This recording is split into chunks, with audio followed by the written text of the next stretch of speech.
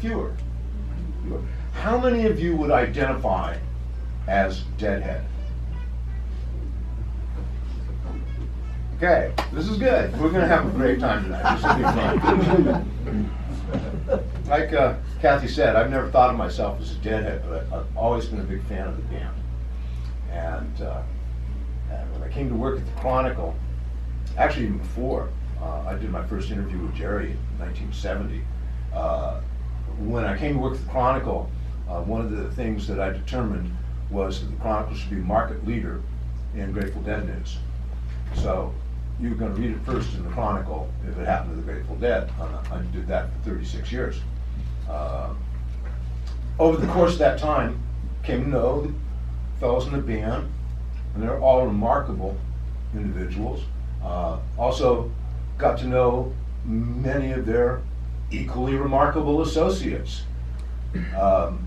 And came to really appreciate and admire the whole scene, not just the music, but the way they approach their business, the way they approach their craft, the way they were to other people, all that stuff.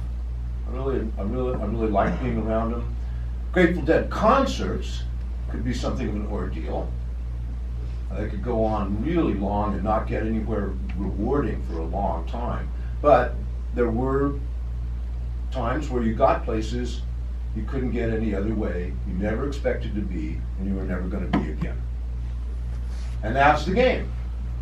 Waiting out these moments. And like Kevin said, 1966, 67, 68, in San Francisco, you couldn't get away from the Grateful Dead. They were on every bill. They were the utilitarian home team. And they had no audience outside of downtown Manhattan and San Francisco. That was it. The rest of the country was more interested in Iron Butterfly.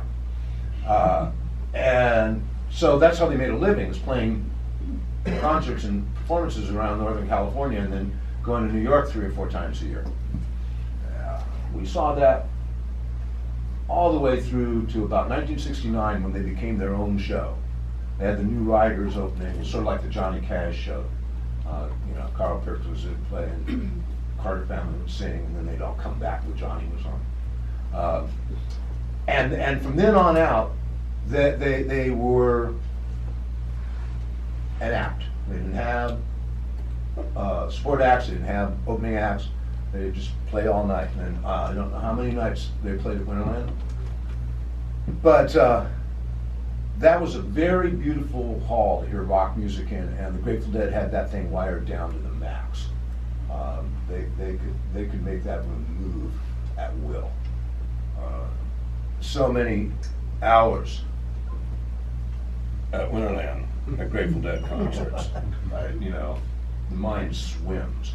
But it's surprising how vividly I can recall some certain passages or some specific performances that just stand out all these years later in the way that very few other musical performances do. I remember Roy Orbison singing a particularly great version of Only the Lonely or something, but no, I can remember a Viola Leaf Blues at New Year's Eve, 1968 at Winterland.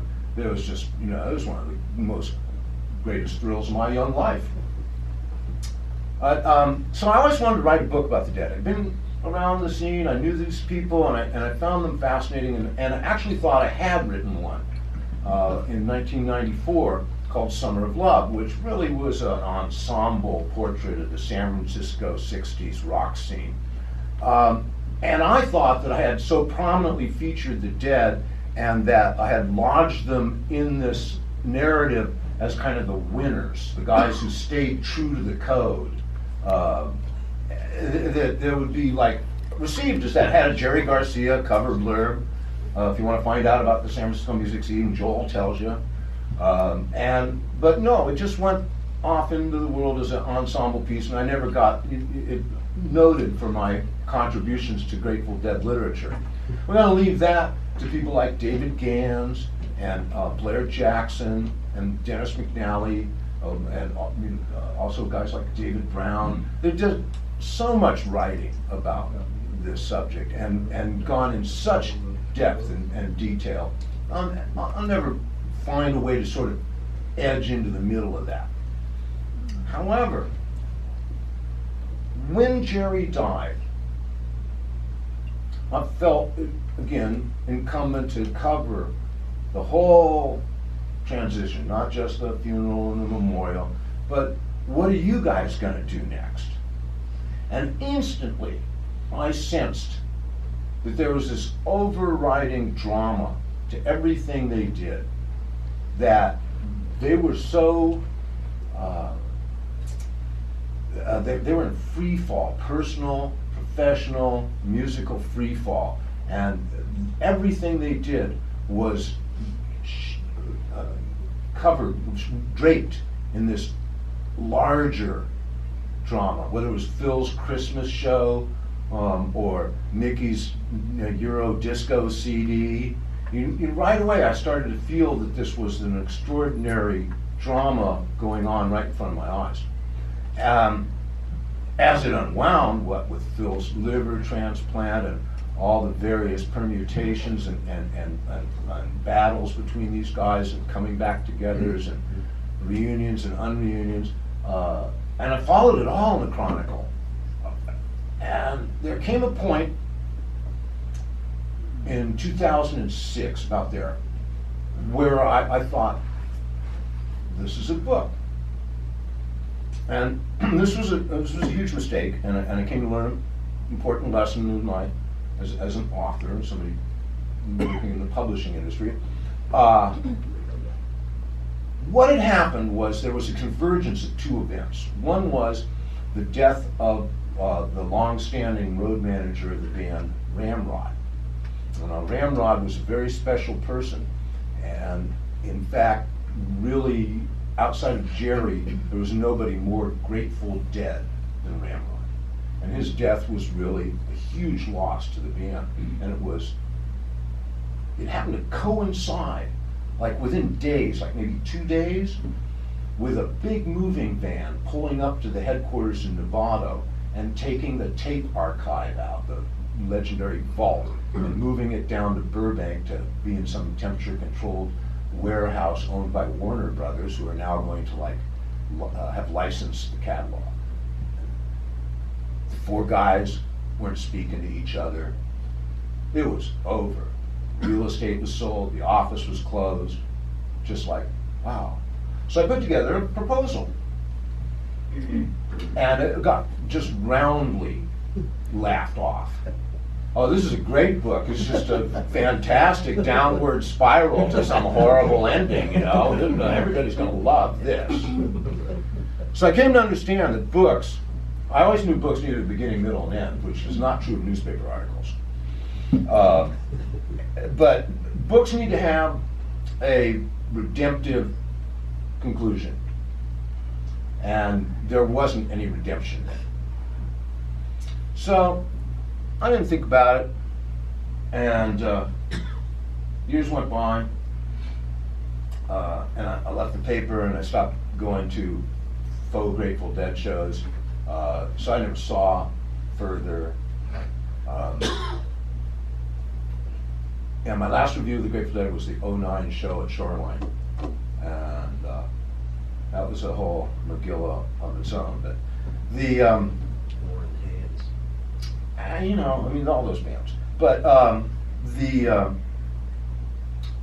what happened was the Fare Thee Well thing just was in the air. We didn't know it was Fare Thee Well. We knew that there was a 50th anniversary coming up, and you could tell that there was this just expectation on the part of the band's fans that there would be a concert. Band was, again, just not speaking to each other, and it seemed so unlikely, but on the other hand, it seemed inexorable. It had to happen. And in fact, when Bobby Weir, Billy Kreutzmann, and Mickey Hart all had dinner together to talk about this, that buzzed around, you know, hey, you know, that dinner the other night, you know. So, you know, the thing came together, 2 shows at Levi's in Santa Clara and 3 in Chicago, and I mean, it was just a massive success. I'm going to get the numbers wrong. Is it really $90 million that they got in the mail for their first advance ticket order? I think it is. And it was like enough to sell all shows 3 times. It was beyond anybody's belief successful. And then I volunteered to go down to cover the Levi's show, the first show, because I felt like the Chronicle readers deserved to have a review of this show by someone who actually saw the Grateful Dead. So I went down there and I was blown away instantly by the audience. The Deadheads showed up at Levi with the game. It was not going to really matter in the long run what happened on stage. It was going to be this vast, wonderful Dionysian revel where everybody was in on the same page doing it together. And I just was so elevated by these people and their joy and the ecstasy that they brought to this event. Whatever happened on stage, you know, was good, it was terrible, it was mediocre, it was everything. They were trying, but it just was attended by such an incredible spirit. And then, you know, I mean, in case that wasn't enough, there's some rainbow over the stage at the end of the first set as the band goes off finishing Viola Lead Blues. Good God. So I wrote a review for the paper and went back to work. I was in the middle of writing Altamont. And a couple of weeks after the Chicago shows, I ran into Mickey Hart. He had been transformed by the experience. It was just so obvious. There was some kind of sense of completion, some closure that he probably didn't even know he was looking for, but he was just high and happy and whole in a way I hadn't seen Mickey in years. And that's when I realized, whoa, I've got my redemptive conclusion. This fare thee well was the happy ending to 20 years of these guys struggling to find a way to be who they were and to be with each other and to be part of the Grateful Dead. That's what that was. But here I am in the middle of Altamont, and suddenly, you know, this thing's burning up. So this is where got very fortunate, and I was able to get my friend Pamela Turley to revise the old proposal. And she put that proposal together so well that, you know, we've got a publishing deal while I was busy writing on the other thing. So I've got a lot of great help here on this. We did a lot of this book just out of the sheer fun and joy of it. And she's here tonight. I'd like you to meet her. I have a few words for you to say. Would you say hello to Pamela Turley, my co-author?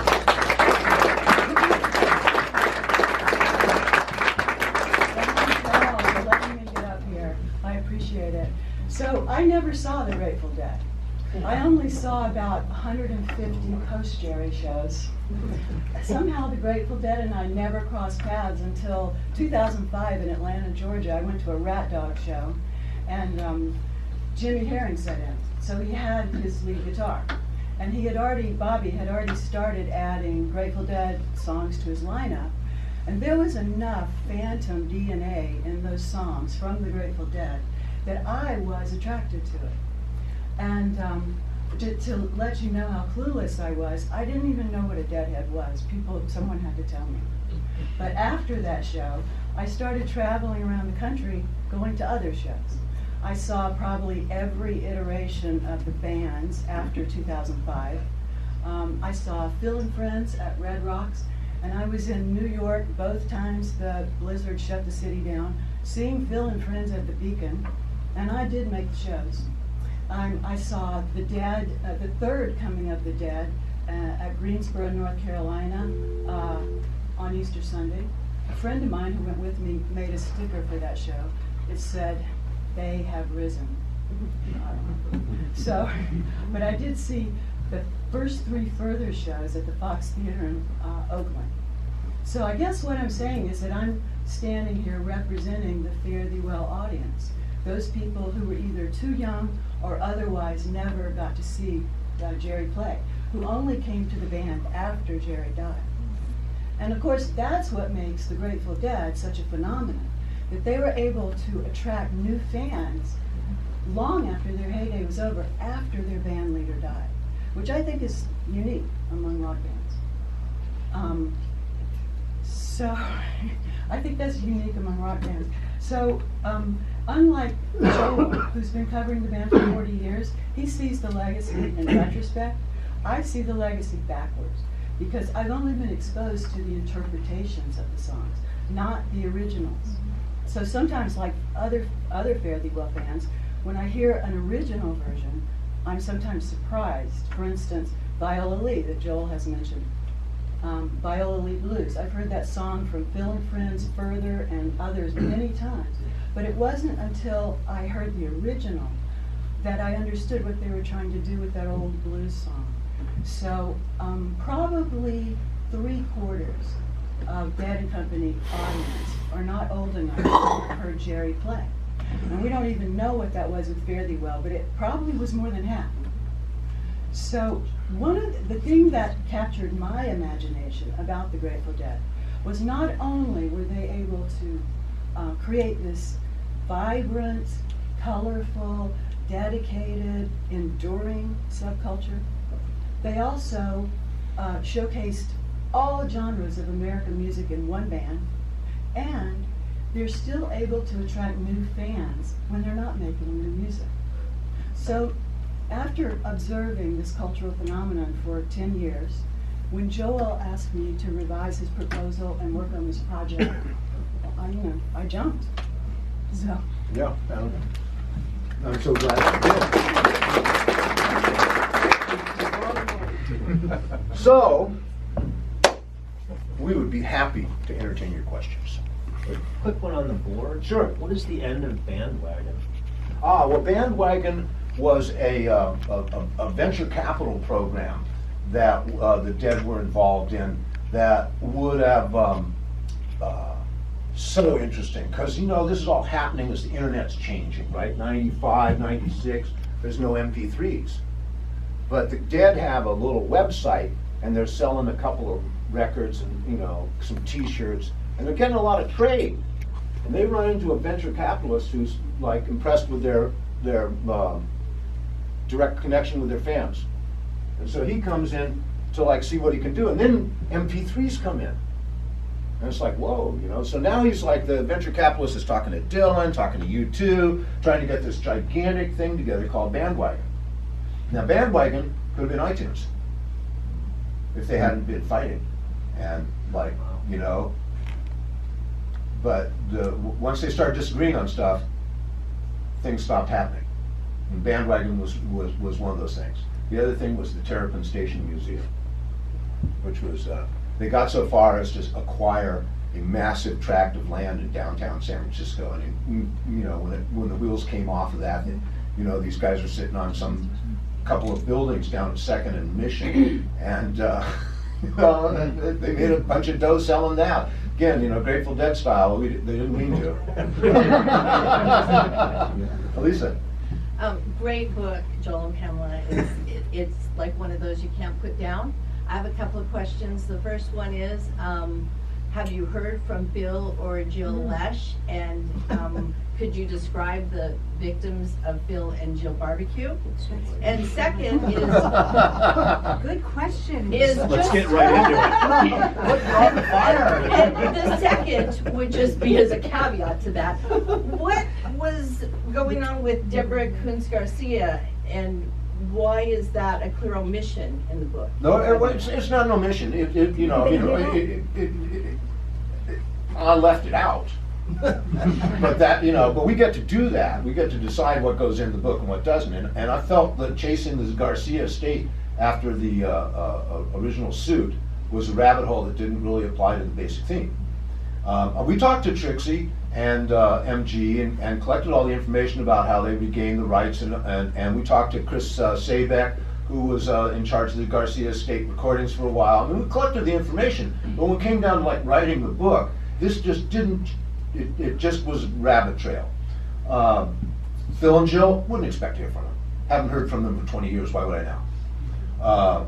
And the victims of Phil and Jill. So that was a phrase that got some currency in the immediate circles around the Grateful Dead. And the barbecue was particularly a sort of pointed moment. It would be, so you have to look at the board again. 98? No, 99. It's the first Phil and Friends tour. And the couple of the Ramrod and his associate, Jerry's guitar tech, Steve Parrish, got fired in the beginning of the tour, like the first weekend, and was sent home. And there was a big welcome home sign outside the headquarters. They fired up the Weber, invited everybody out to, have barbecue and welcome Ramrod and Parrish back in the road. Mickey was there mixing some stuff, and he joined in.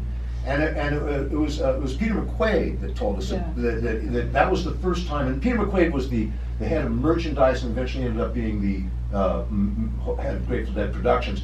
But he was kind of an outsider brought into this and didn't quite have everything down. And he said this barbecue was when he first noticed that there was an us and them thing developing. And it certainly did. Yeah. How come Phil Lesh won't play with Mickey Hart and Steve Kimmock anymore? Does he not play with Kimmick too? No, because Jill and him had a fight. Phil had a agrees with his wife, she's the boss. And Mickey Hart and Jill got in a fight, and Mickey won't play with Phil anymore because Phil won't play with Mickey. Mickey did not want to even do the five shows, the Fare Thee Well shows. Phil didn't want to play with them. No, and Phil also doesn't want to play with Bill either. Craigslist. Could you describe that Kimmick scene with Jill Lesh? That's one of the most epic parts of the book. Well, first of all, how many of you are familiar with Steve Kimmick?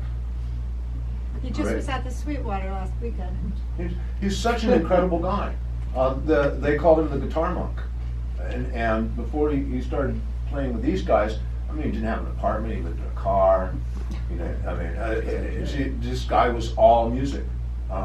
And he became a very close associate of Phil's after the liver transplant.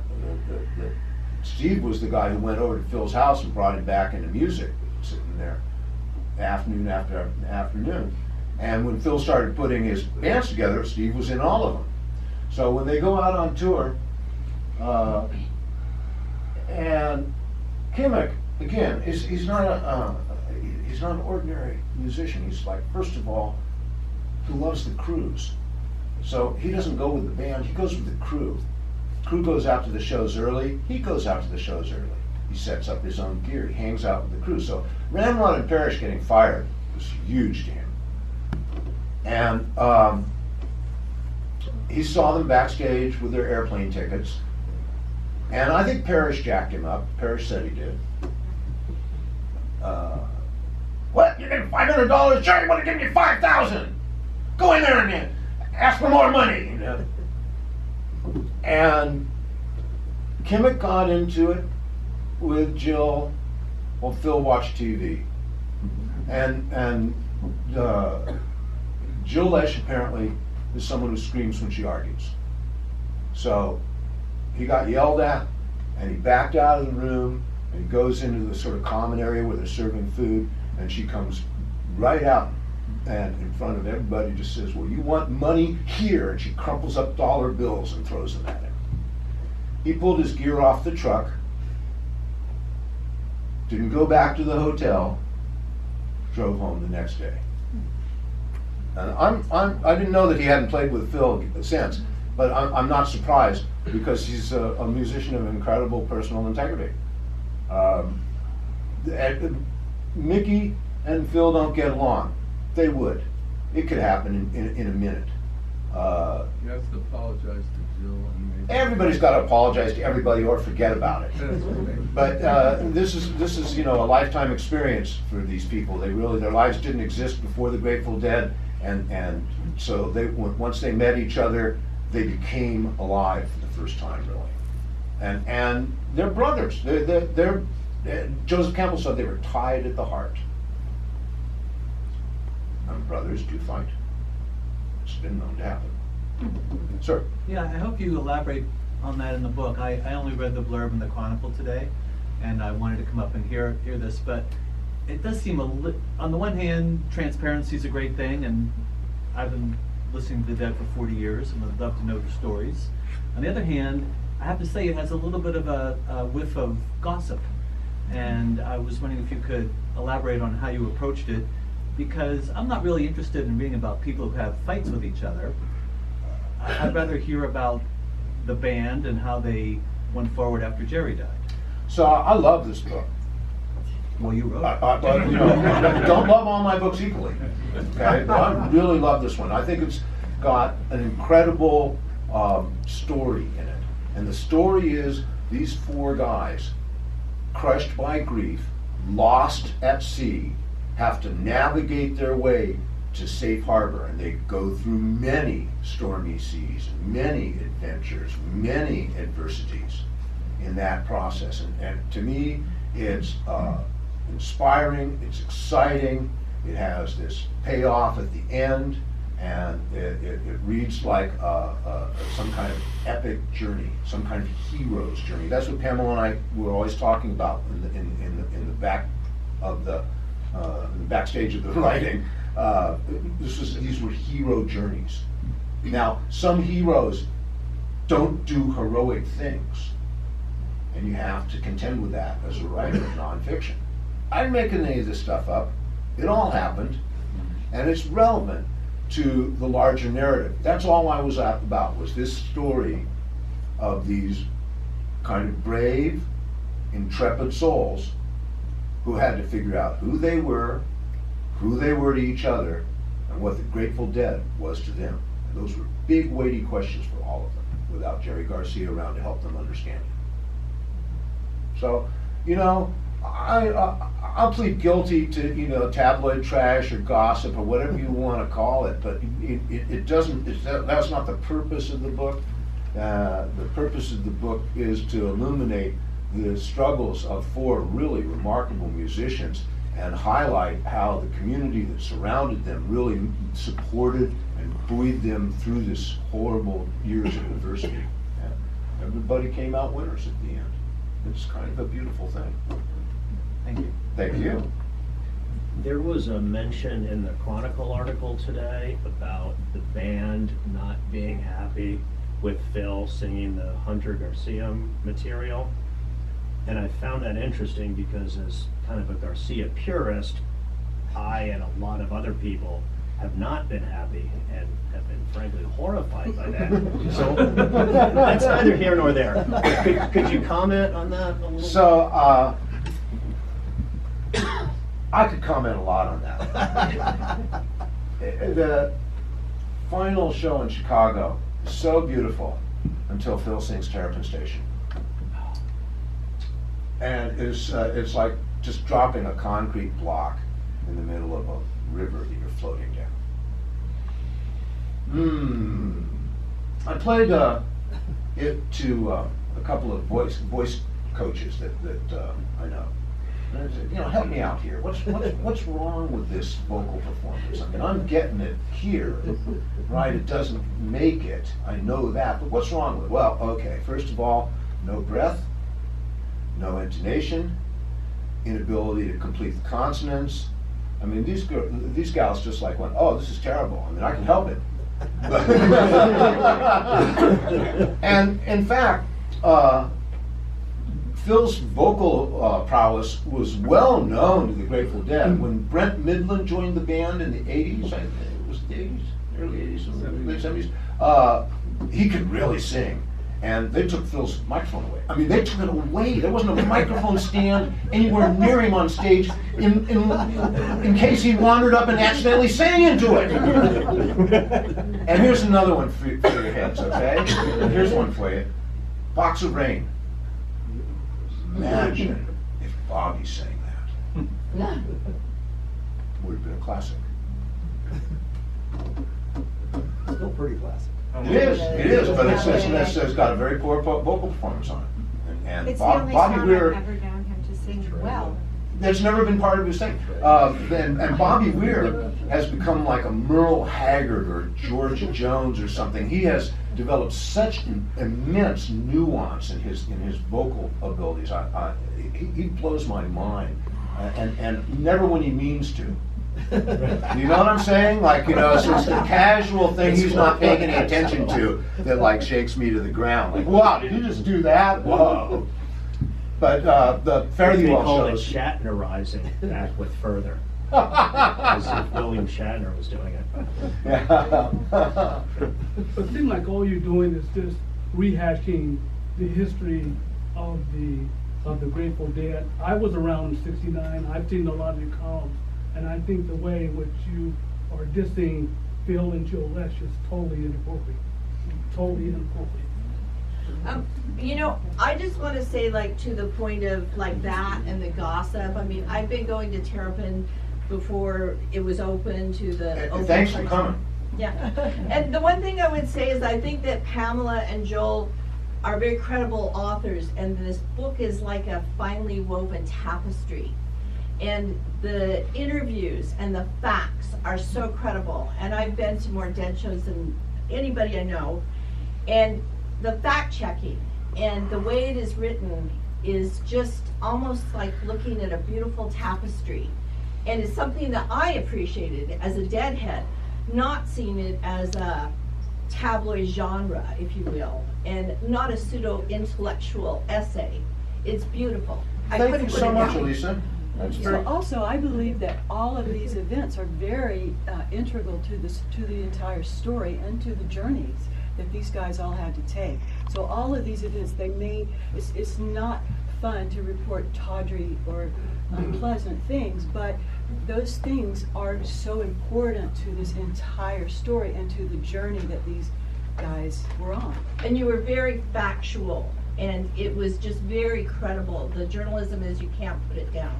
Thank you so much, I love Elisa. it. Thank you. I know that there are fans of bands, not just the Grateful Dead, but other bands that invest themselves in loving the music and loving the band, and they don't want to know anything about the band beyond that. Then there are other fans that can't learn enough about the people that they're fascinated by, and they want to know everything. I've always been more along that lines, and as a writer, a journalist, you don't sit in judgment on your material. We can't do this. This person behaved so badly, everybody will be upset to find out. And in regards to our friend's comments about the way I treat Jill and Phil, I would just say, I didn't make this up. I treated Jill and Phil just as honestly and fairly as I treated Bobby, Mickey, Billy. In fact, maybe a little more so. You know, it's really hard to make excuses for that, but you have to, try and understand this guy just like you understand the others. And I think when you get through the book, you will have seen into everybody's hearts and minds. Yeah? How come Bob here only sings Jerry songs and he grow a beard and looks like Jerry now? Why does he sing Bob Weir songs like The Music Never Stops, Lazy Lightning? All he sings is Jerry songs.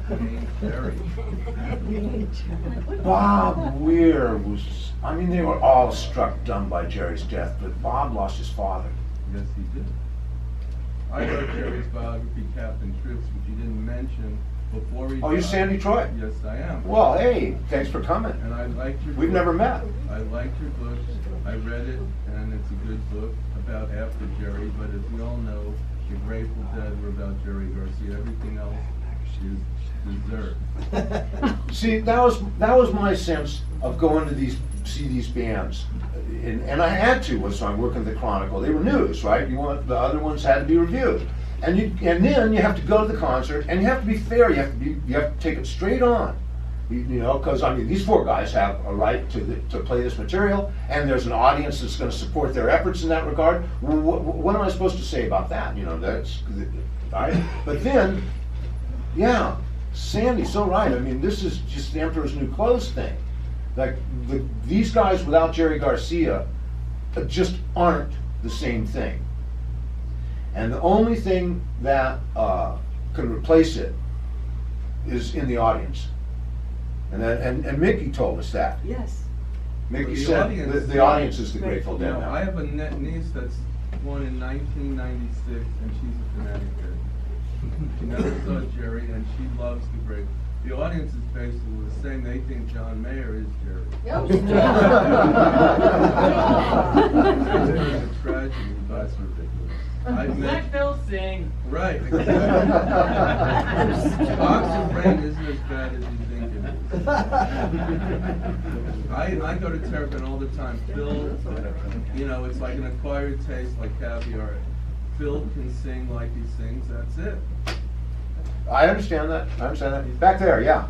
Yeah, I think Philip sings fine as well. And it's a little like when Keith Richards sings happy. We all just I did want to add, I had no idea all this, I guess, turmoil was happening after Jerry passed away. I was wondering if you could kind of maybe illustrate what leadership dynamic Jerry obviously was bringing to the band. We all kind of knew he was the most articulate and vocal.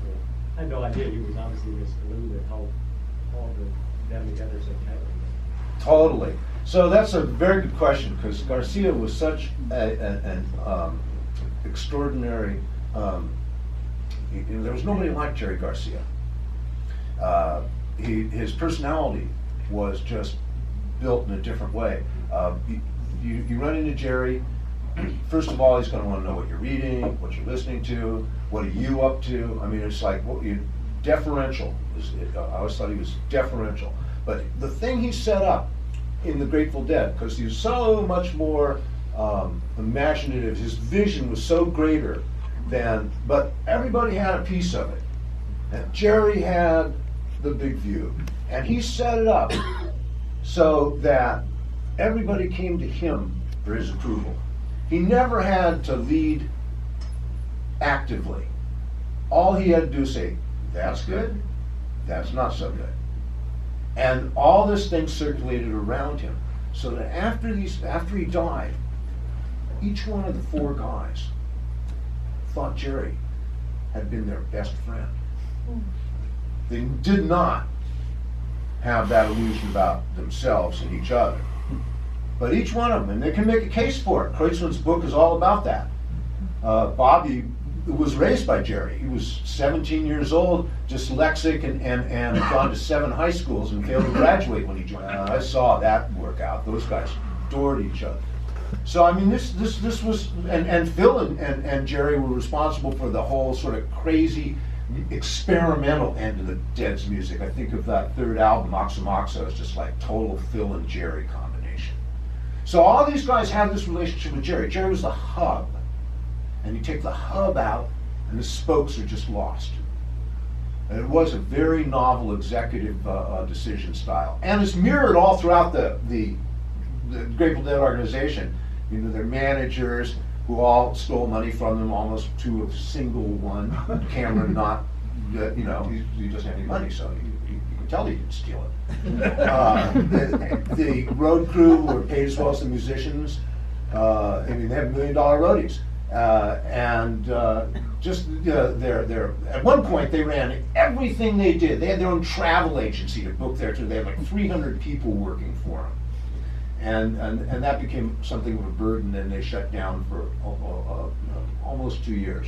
And when they came back, it was lean and clean, about 60 people worked for them. Behind Sandy, yeah. Jerry died because he didn't. No, Sandy, the guy behind you has been trying to get a question, and I keep pointing at him, and you can answer. You're next. Two things. All the libertarian politics of the lyricists, the whole dead libertarian thing, the libertarian politics of Robert Hunter and John Barlow. I wasn't sure where all that came from. It seems like a bit of a coincidence. And then the second thing with your last book, Altamont, the debacle of Altamont, is Sam Hunter, Rolling Stones manager to Grateful Dead, that was like a kind of crossover point, wasn't it, with the Angels, I think? Altamont was a huge event in the Grateful Dead history, and things changed entirely within the band after that. They were never the same. I never really figured Barlow's orbit entirely. I mean, it's all around Bobby, and he definitely had a pipeline in. But Hunter is underrated is a crummy word here. Hunter and Garcia invented the Grateful Dead. The other guys played the roles, but it was Hunter who detailed out the vision with, he provided the text, and all that the Grateful Dead has to do with Hunter and Garcia, and Hunter just never really gets it because gets the acclaim because he doesn't care for it. And he didn't go to Altamont. He went to the movies that day. He didn't go to the Rock and Roll Hall of Fame, and he'll never read this book. But I must say, personally, watching that whole 4-hour documentary, it was worth it just to hear Robert Hunter recite the lyrics to Dark Star. What else? Anybody else? Yeah, Sandy, you had to. Okay, just to address that, Jerry did not like being the CEO of 300 people. He tried to resign from the Dead, they wouldn't let him. He died because he was tired of playing music to support 100 people, whatever it is. And, Jerry, when he was a little boy, he played guitar. He was a great musician. His philosophy was, if it ain't fun, I ain't doing it. And after a while, it wasn't fun anymore. So true, and yet at the same time, he still was out in those toilets with Merle Saunders playing for 50 people, and looking for that juice, that kick, and yeah, it did wear him down. It was merciless machine in the end. 90 shows a year, $50 million. What are you going to do? Everybody's on board, and it was just chain drive. Tell you the truth, Sandy, first time I noticed it was back in like 75.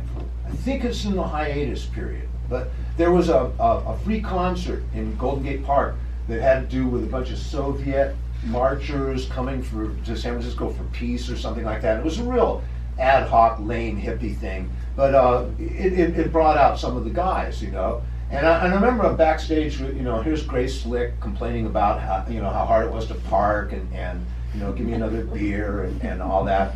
And there's this dark black limousine pulls up in the back and nobody comes out. Now in 1975 in hippie San Francisco, a limousine was a very rare sight. And who comes out of the limousine? Jerry. But only after about an hour and a half, just a few minutes before. He's got a dozen friends that he hung out with at the Fillmore, maybe 24, right outside the car in the backstage. Guys from Quicksilver, guys from Big Brother, guys from the Airplane. The whole Airplane was there. And he's sitting locked up in a limousine, undoubtedly snorting blow. That's ridiculous. I mean, we all knew it, but it was so strange. It's like all of a sudden I was like, this is 75. I'm like, wow, this is weighing pretty heavy on Jerry. He's like, he can't be one of the gang anymore. And that was the first time I saw that.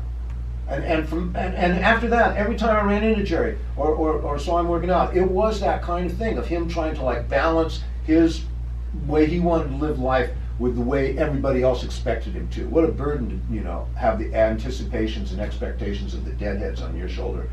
You are Jerry Garcia. I can't tell you how many women have told me that they took acid and went to see the Grateful Dead, and Jerry played to them all night.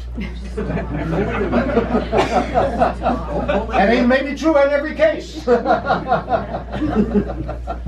This might be a little off topic, but how would you summarize your relationship with Jerry? With Jerry, I was always really glad to see Jerry, and he acted like he was glad to see me.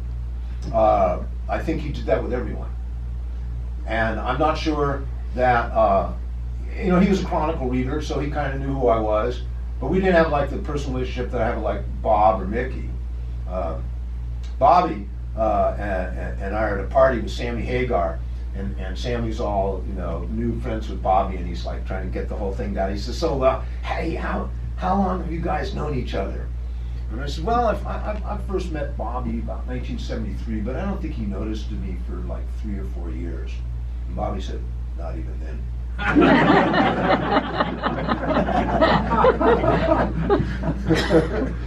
Anything else?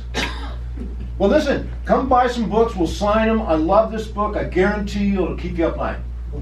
Thanks for coming.